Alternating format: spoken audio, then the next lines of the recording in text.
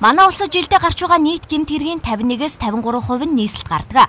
Гэмт хэрэг гармагц бүртгэх, мөрдөн байцаах, ял идлүүлэх гээд бүх процесст хяналт тавьдаг байгууллага бол нийслэлийн прокурорын газар, түүнчлэн авилгатай тэмцэх газар, тагнуул цагдаагийн ажиллагаач энэ байгууллага хяналтандаа ойлгож цаашдын чиглэлийн тодорхойлдог. Тэгвэл өнөөдрөөс эхлэн прокурорууд сэтгүүлчдэд үнэн зөв мэдээллийг шуурхай өгөх үүргийг хүлээж байна.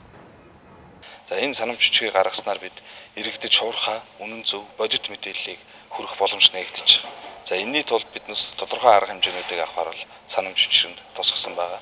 Жишээлбэл прокурорууд үнэн зөв мэдээллийг шуурхай өгчээ. Тэрнийг нь бол бодитоогоор сэтгүүлч нар хүргэе. Ингэхдээ бол сэтгүүл зүй ёс зүйтэй байх ёстой бас. Жижиг хулгайгаас эхлээд эрх мэдэлтнүүдийн оролцсон бодлиантай хэрэгүүдийн талаар үнэн зөв мэдээлэл хэвлэхэнд тэр бүр хялбар олддгүй. Энэ тохиолдолд Алтан бус их сурвалжийн баримтууд бодит байдлаас хальж сэтгүүл зүйн салбарыг бүхэлд нь гуйвуулгч эрсдэлбэ. Харин өнөөдрийн баталсан батламж өчиг хэвлийнхний хараат бус бие даасан байдлын нэгэн баталгаа болж байгааг галерей дарга онцлолоо.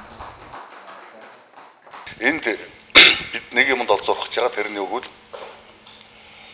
бид сэтгүүлчдийн хэвлэл одоо мэдээлэл олж авахын төлөө санаа тавихаас илүүтэйгээр мэдээллийг мэргэжлийн түвшинд байлгах, бодиттой байлгах, тэнцвэртэй байлгах, ямар нэгэн улс төрийн юм уу бусад хүчин зүйлээс хараат ус байлгах талд нь илүү төлхөө анхаарах боломж олсныг талдаа бидэнд илүү бий болж байгаа гэдэг нь бас таатай байгаа юм. Сүүлийн үед хүн хулгайлах, хар тамхи, мансууруулах бодис хэрэглэх болон албан тушаалаа уруулан ашиглахтай холбоотой гэмт хэргийн гаралт огцом нэмэгдэх болсон. Дөрөв дэх засаглал сэтгүүл зүй нийслэлийн прокурорын газар нэн түрүүнд дээрх гэмт хэрэгүүд дээр хамтран ажиллана.